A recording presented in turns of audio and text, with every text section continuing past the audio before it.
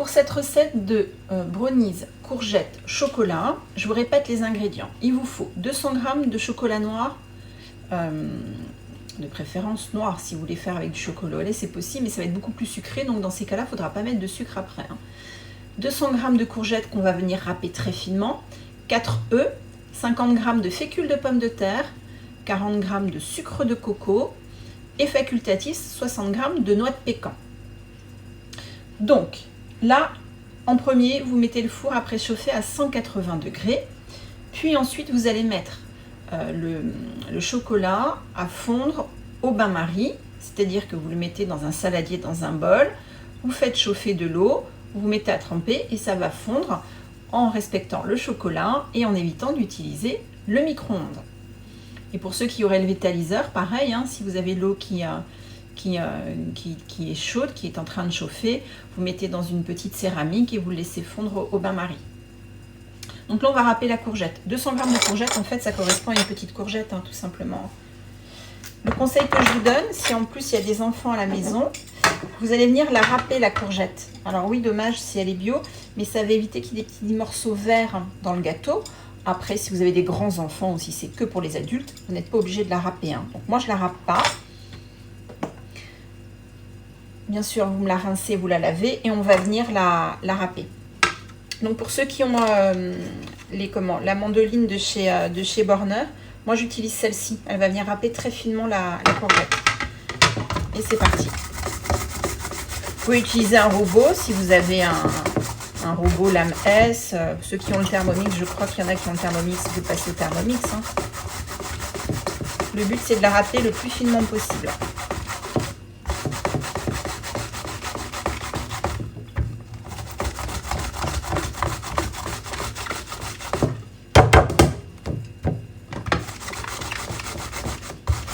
Alors oui, c'est sûr, au robot ça va beaucoup plus vite. Mais c'est bien aussi de faire quand même le maximum de choses manuellement.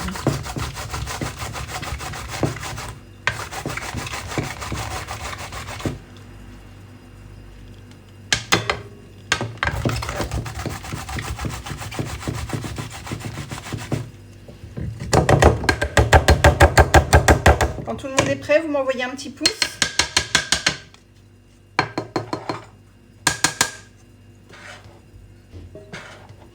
Vous me dites.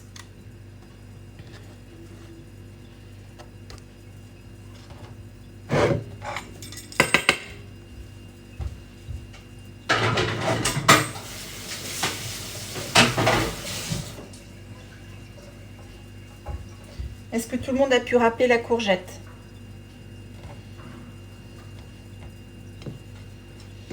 Donc là, le but, une fois qu'elle est râpée, vous me dites si je vais trop vite.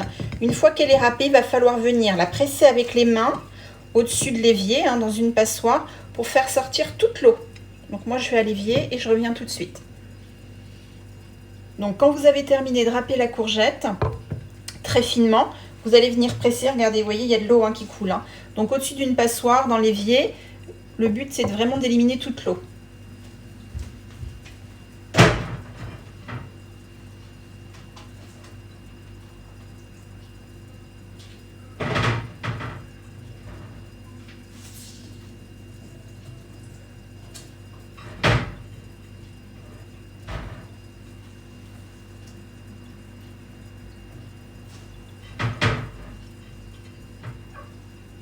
Donc j'ai pas disparu, pour ceux qui ne me voient plus. Je suis en train de presser les courgettes très fortement pour enlever toute l'eau.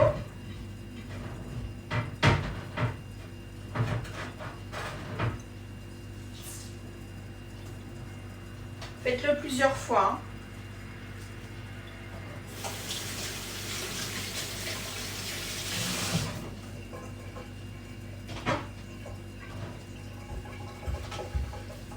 Hop, je suis revenue. Donc, pour ceux qui n'ont pas suivi, une fois que les courgettes sont râpées très finement, vous allez les presser très fortement entre les mains pour faire sortir toute l'eau.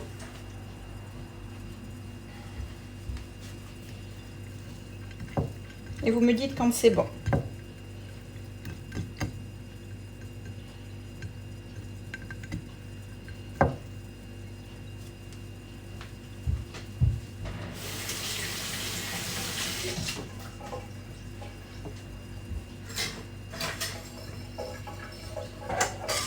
Aurélie, c'est bon?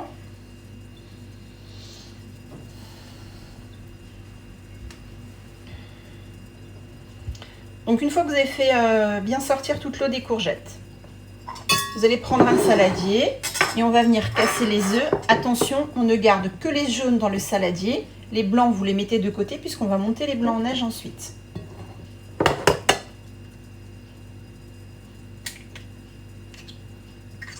Donc vous séparez bien les blancs des jaunes.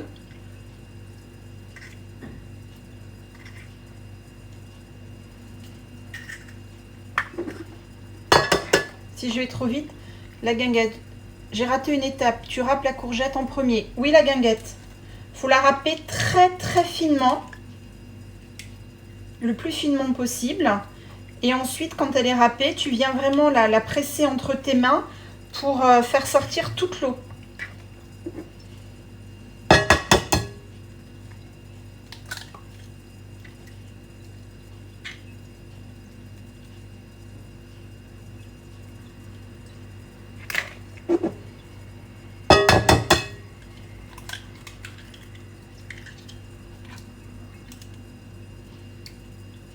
Je vous mettrai aussi pour ceux qui... mais je crois, Betty, je crois je ne l'ai pas vu ce matin. Je mettrai quand je posterai la recette tout à l'heure sur Instagram, comment remplacer les œufs pour ceux qui seraient éventuellement intolérants aux œufs ou qui sont complètement véganes.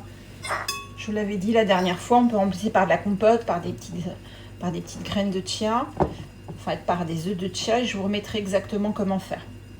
Donc, une fois que vous avez séparé les blancs des jaunes, dans le saladier où il y a les jaunes, si vous souhaitez rajouter le sucre, c'est le moment. Donc, on est sur à peu près 40 g de sucre de coco ou de rapadura. Vous versez et vous allez venir en fait fouetter jusqu'à temps que le mélange mousse. Donc, moi, je fouette mes jaunes en même temps que vous. Et moi, comme je vous l'ai dit tout à l'heure, je ne mets pas de sucre. Et ça, vous faites vraiment comme vous le souhaitez, hein. Donc, vous venez battre les jaunes avec le sucre de coco jusqu'à temps d'avoir un mélange plutôt mousseux.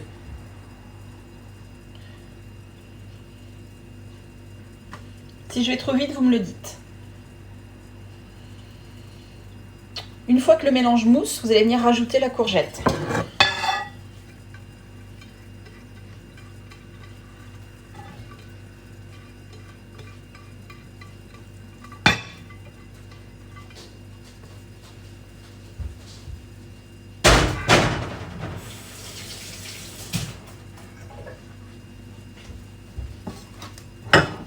Et vous mélangez.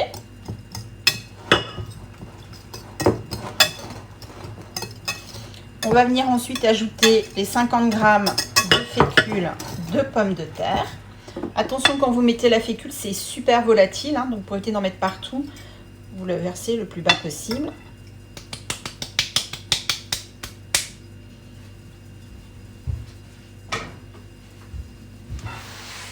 Vous mélangez.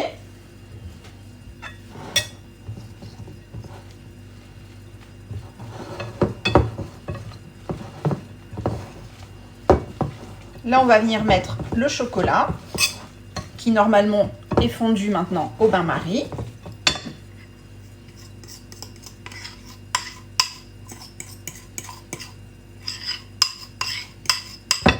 Tout le monde suit, c'est bon?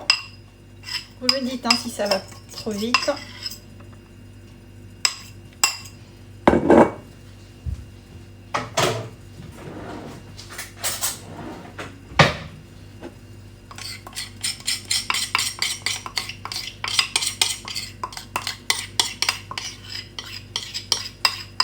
Donc pour ceux qui veulent vraiment contrôler leur sucre, ça c'est vraiment le gâteau idéal, hein.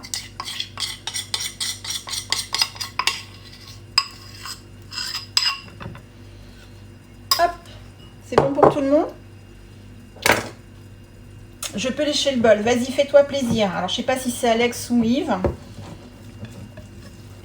Faites-vous plaisir, hein. Donc là, on a la première partie qui est terminée. Maintenant, on va venir monter les blancs en neige. C'est bon pour tout le monde.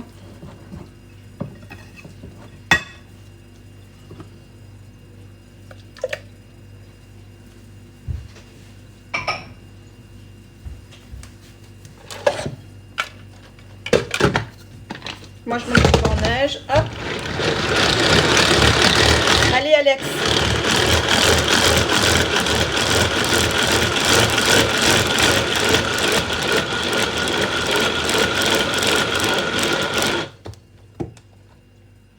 Moi, mes blancs en neige sont prêts.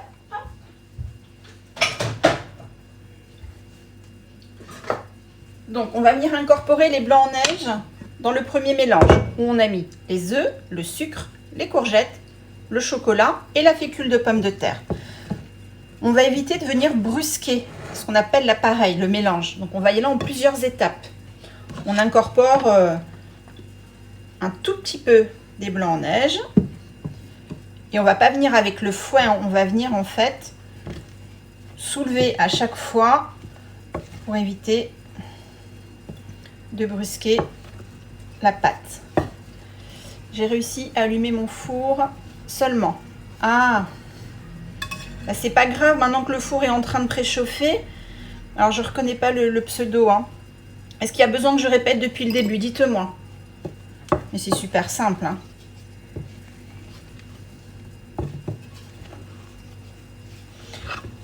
C'est pas une obligation de les monter ces blancs en neige. Vous auriez pu mettre directement les 4 œufs. Mais je trouve que ça fait quelque chose de beaucoup plus aéré, de beaucoup plus moelleux, de beaucoup plus souple. Donc là, on le fait au four. Mais ceux qui ont le vitaliseur, et ça c'est quelque chose qu'on fera ensemble, il faut que je vous envoie des petits messages pour savoir vos dispos. On peut le faire cuire effectivement au vitaliseur et là c'est encore meilleur. Hein. Il sera moins sec.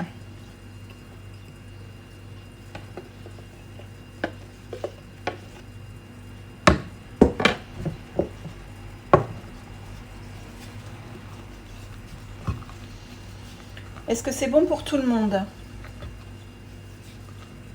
Ah, bah, c'est pas grave, si Alex elle est en train de préparer l'appareil, la pâte, bah, quand le four sera chaud, elle pourra mettre le gâteau. Ça va sentir bon dans la guinguette. Hein. Pour ceux qui ne connaissent pas, la guinguette bio, c'est un petit magasin bio dans nos gens, un petit magasin bio indépendant. Ils ont des super fruits, des super légumes, bien sûr, de saison, le plus possible local. Et puis après, ils ont vraiment de l'épicerie bio, locale. La farine est locale le plus possible. Le chocolat dont je parle souvent, là, le Bouga Cacao, c'est chez eux que je le trouve. Il n'y a que chez eux que je le trouve. Et c'est un chocolat qui est vraiment fait à la main et qui ne contient pas de cochonnerie. Quand vous achetez un chocolat 100% chocolat, il y a effectivement 100% de chocolat dans la composition, rien d'autre. Là, celui-ci, c'est un 85%. Bah, j'ai 85% de cacao et 15% de sucre intégral. Il y en a plusieurs que j'aime. Hein. Au gingembre, il est top.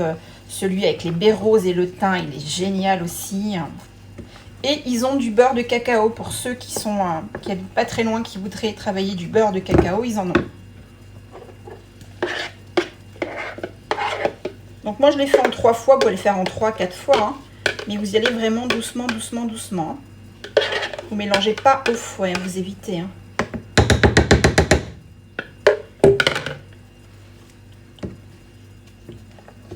Et là, on va avoir la pâte de prête. Donc après, il suffit simplement de chemiser des moules. Alors, essayez des moules en verre ou des moules en... Comme moi, j'ai là en...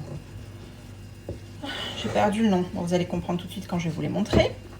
Chemiser, ça veut dire vous mettez une matière grasse à l'intérieur, soit une huile neutre, soit de l'huile de coco, du ghee par exemple. Et ensuite, vous allez venir tapisser avec de la farine. Et ça évite que le moule attache. Et puis, ça évite d'utiliser les fameux papiers cuisson hein, que vous avez pour la plupart tous dans vos cuisines, hein, qui sont hyper traités au soufre. Donc ça, vous pouvez faire comme ça, c'est quand même mieux. Est-ce qu'il y a des questions? Dites-moi, profitez-en.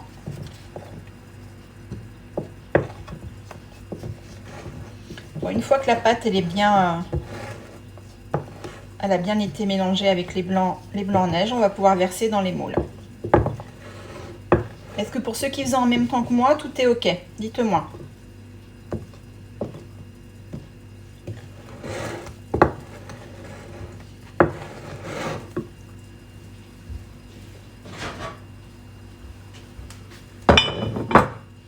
Vous me dites, hein. Alors moi, comme j'en fais deux différents, je vais venir en verser déjà un petit peu ici pour mettre les épices d'aromandise.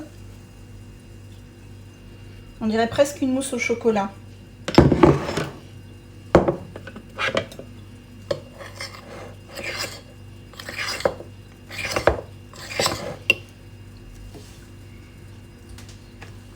Donc Attika, tu pourras mettre toi les épices aromandise, hein.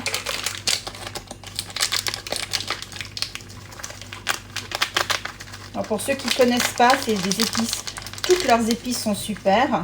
Mais là, les épices, les fleurs d'épices pour tout ce qui est à base de chocolat, ça parfume. Ça va sentir super bon. Et quand vous allez goûter, il n'y a pas besoin de mettre de sucre. En fait, pour tromper le palais, il faut mettre des épices. Et dans le chocolat, on peut mettre plein d'épices. Moi, j'adore mettre des baies roses dedans. Ça relève bien. Donc, vous chemisez un moule ou vous mettez du papier cuisson. Donc, moi, vous voyez, j'utilise mes petits moules comme ça. Évitez le Tefal le plus possible, hein. Vous savez ce que je pense du Tefal, hein.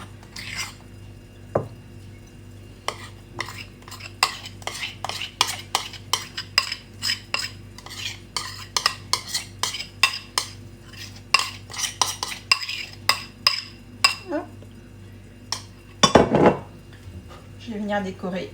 Si vous aviez prévu les noix de pécan, c'est le moment ou jamais de les mettre dans le gâteau.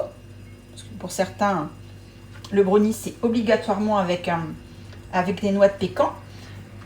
Moi, j'avais pas envie d'en mettre aujourd'hui. Donc, je vais saupoudrer encore avec mes petites épices. Et je vous prendrai la photo tout à l'heure. Donc, vous versez l'appareil dans un moule chemisé de préférence ou avec du papier cuisson. Et pour le coup, si vous avez quand même du papier cuisson non traité, c'est mieux. Je verse celui qui sera pour ma fille. Et là, je vais mettre moi des pépites de chocolat.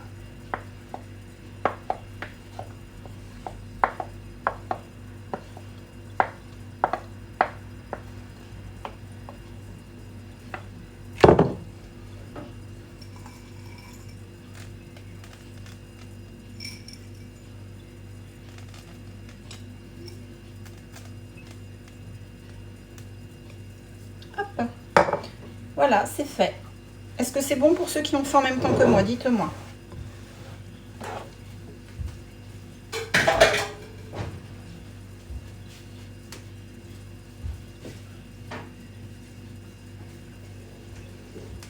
Vous me le dites, hein.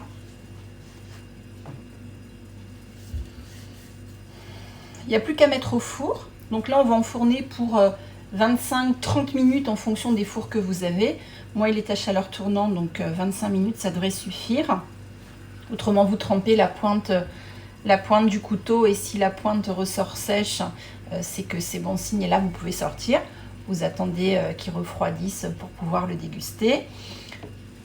Ça peut être mangé, bien sûr, en dessert. On est dimanche, on se fait plaisir. D'autant que, franchement, si vous avez fait comme moi, il n'y a vraiment pas de sucre. Ou alors, ce sera le goûter pour tout à l'heure. Moi, j'irai vous poster, dès que c'est refroidi, j'irai prendre les photos et je vous posterai ça cet après-midi. S'il y avait des questions, vous n'hésitez pas. Pour ceux qui ont suivi en même temps que moi, je vois que apparemment tout va bien. Personne n'est revenu.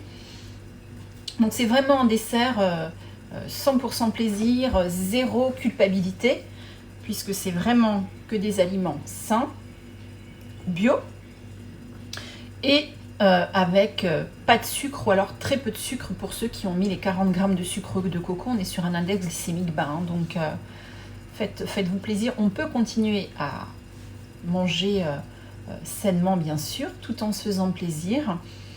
Quand on a des recettes comme celle-ci où vraiment va y avoir vraiment le plaisir au niveau du palais, au niveau des papilles gustatives et c'est important de continuer à se faire plaisir en mangeant sainement. Est-ce qu'il y a des questions? Dites-moi, profitez-en.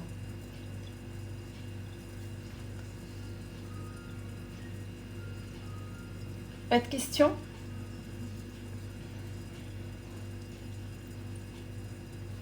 Donc pour ceux qui ont fait le gâteau en même temps que moi, ben, n'hésitez pas à m'envoyer vos petites photos tout à l'heure, ou en tout cas m'envoyer, comme vous avez l'habitude de le faire, les commentaires même de la famille, hein, pour savoir ce qu'ils en pensent. Je vais essayer cette semaine de prévoir un live, je pense plus mercredi. Si je termine pas trop tard, parce qu'on me pose beaucoup de questions en ce moment sur l'eau et comment je filtre mon eau. Je pense à quelqu'un en particulier qui va se reconnaître et qui souhaite investir dans une fontaine, comment revitaliser son eau, enfin voilà. Donc je vais essayer de vous faire quelque chose là-dessus, comme ça me permettra de vous présenter toutes les petites choses que je peux avoir à la maison, le filtre, la carafe de chez Flasca. Je vous reparlerai bien sûr de l'eau de Quinton. On en parlera sur ce live.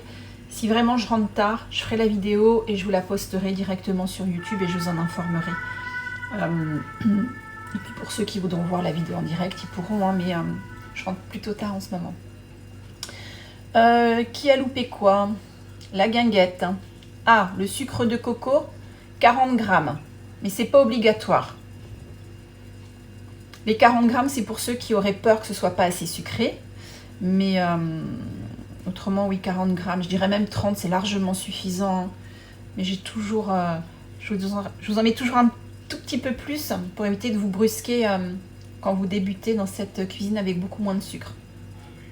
30-40 grammes, c'est largement suffisant, Alex. On peut mettre aussi du gingembre. Hein. Dans ce brownies-là, des petits morceaux de gingembre, c'est vraiment top. Hein. Donc bon, on a fini. On va enfourner les gâteaux. Donc je vous ai dit pour 25-30 minutes. Hein, mais au bout de 20 minutes, déjà, vous plantez la pointe du couteau. Donc dans un four à 180 degrés, bien sûr, préchauffé. Et puis vous me direz ce que vous en pensez. Je vous poste tout le déroulé de la recette là cet après-midi. S'il y avait quoi que ce soit, vous me faites vos petits gingembre frais, Tika. Oui, gingembre frais ou confit, mais frais, c'est super bon dedans.